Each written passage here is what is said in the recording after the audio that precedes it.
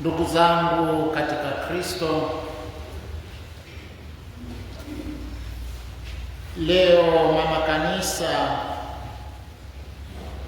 anaadhimisha ibada ya Ijumaa Kuu. Siku ya Ijumaa Kuu huwa sisi wa Kristo wa Katoliki tunakumbuka kwa namna ya pekee mateso na kifo cha Bwana wetu Yesu Kristo msalabani. Mateso na kifo cha Bwana wetu Yesu Kristo msalabani, ambacho ni kilele cha mapendo yake kwetu sisi aliyotupenda upeo. Ni katika mlima Kalvari mapendo ya Mungu yalifikia ukamilifu wake. Mungu alimtoa kwetu mwanaye wa pekee ili achukue dhambi zetu kwa ajili ya wokovu wa ulimwengu. Hivyo Ijumaa Kuu ni siku ya kutafakari sadaka ya Yesu msalabani, kwa sababu ni kwa kujitoa kwake sadaka sisi sote tumekombolewa. Na ni katika ubavuni mwake, kama tulivyosikia kwenye simulizi la mateso, alichomwa ubavu kwa mkuki, ikatoka damu na maji, yaani kanisa lilizaliwa. Na hii ina maana kwamba kanisa linatokana na sadaka ya Yesu msalabani. Hivyo kanisa la mwanzo, katika tukio la Yesu kuchomwa ubavu kwa mkuki na mara ikatoka damu na maji, linatoa tafsiri mbili. Kwanza, damu inaashiria Ekaristi Takatifu, sakramenti inayotulisha na kututia nguvu ya kuishi kama wana wa Mungu.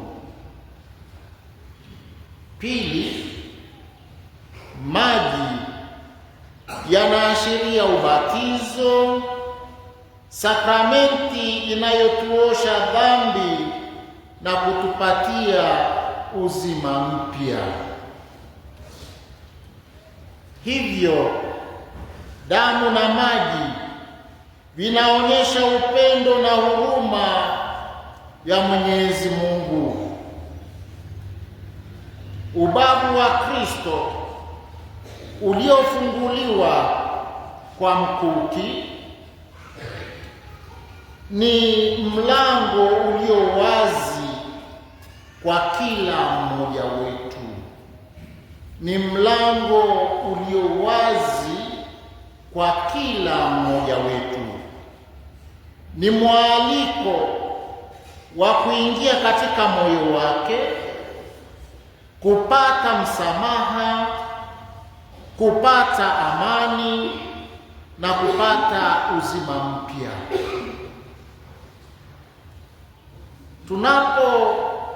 Tunapomtazama Kristo aliyesulubiwa, tusione tu mateso yake,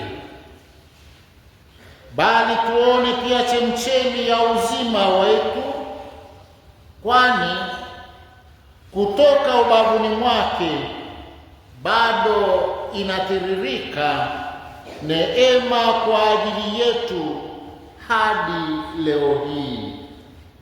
Neema ya Kristo bado inamiminika kwetu kutoka katika ubavu wake, kwani tunashiriki sakramenti ambazo zimetoka ubavuni mwake.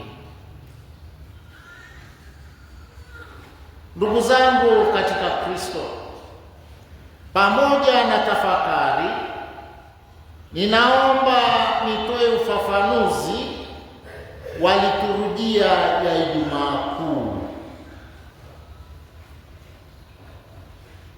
Adhimisho la ibada ya Ijumaa Kuu limegawanyika katika sehemu kuu tatu.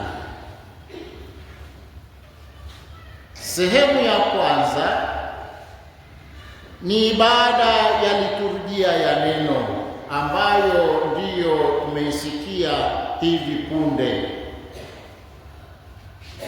Mwanzoni mwa ibada, waamini au washiriki wa ibada hii ya Ijumaa Kuu wanakuwa kimya wakati padre au mapadre na watumishi wanapoingia kanisani. Padre au mapadre wanajilaza mbele ya altare kifudifudi, huku wakisali kimya pamoja na waamini, huku wakisali kimya pamoja na waamini. Ukimya huu unasaidia kutukaribisha au kutushirikisha sisi sote ili tuweze kushiriki kikamilifu katika fumbo hili kuu la wokovu linaloadhimishwa. Tunapolala kwa ukimya na wote tunapiga magoti kwa ukimya kwa kitambo, tunajiandaa kiroho katika ibada nzima ambayo inayoadhimishwa. Na baada ya hapo linafuata somo la kwanza. Katika somo la kwanza ambalo limetoka katika Agano la Kale, kitabu cha nabii Isaya, ni utabiri wa mtumishi mwaminifu wa Bwana atakayeteswa. Hapa ni Yesu ndiye anayetabiriwa kama mtumishi wa Bwana atakayeteseka ili kuondoa dhambi za ulimwengu. Kitabu cha nabii Isaya sura ya 53 aya ya 12. Na kiini cha ibada ya liturujia ya neno kipo katika kutangaza Injili ya mateso ya Bwana wetu Yesu Kristo. Baada ya kutangaza Injili ya mateso ya Bwana wetu Yesu Kristo, inafuata sala ya waamini ambapo kanisa zima linakiri kuwa ni moja, yaani umoja wa imani, na linaeleza nia lilizonazo kwa kanisa na ulimwengu. Sehemu ya pili ambayo baadaye itafuata ni kuabudu msalaba. Wote tunaalikwa kuabudu mti wa msalaba ambapo amesulubiwa mkombozi wa ulimwengu. Ni Kalvari ambapo tunajua mapendo ya kweli ni nini. Msalaba unatufundisha mapendo, unatufundisha ukarimu na unatufundisha sadaka ambayo inatolewa kwa ajili ya ukombozi wa ulimwengu. Inatufundisha kuhusu mapendo ni kitu gani. Msalaba huu ambao unatuonyesha mapendo ya pekee kwetu sisi sote, tunaonyesha kuwa hakuna upendo mkuu zaidi kuliko upendo wa mtu ambaye uhai wake unatolewa kwa ajili ya rafiki zake. Injili ya Yohane sura ya 15 aya ya 13. Msalaba uliofunikwa kwa kitambaa ambapo baadaye utakuwa unaletwa kwa maandamano. Msalaba uliofunikwa kwa kitambaa unaletwa kwa maandamano altareni. Padre anaufunua msalaba mara 3: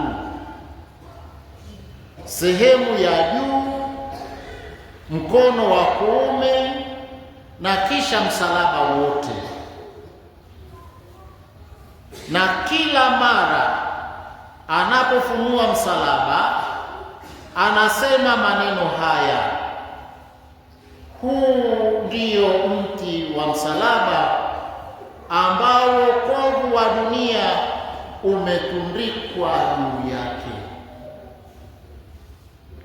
Na watu wote wanajibu, njooni, njooni tumwabudu.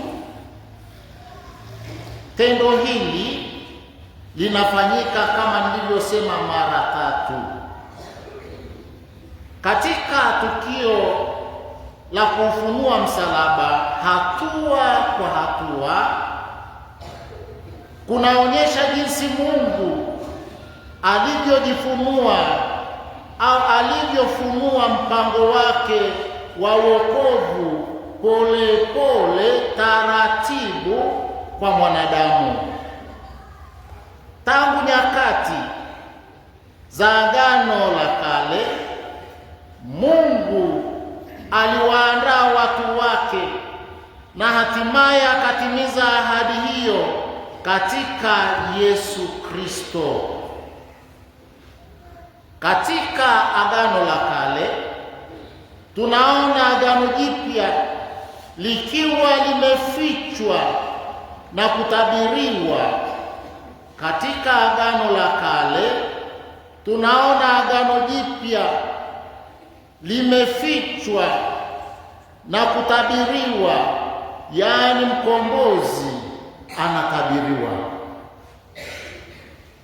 Na katika mateso ya Kristo Agano Jipya linaanza kueleweka.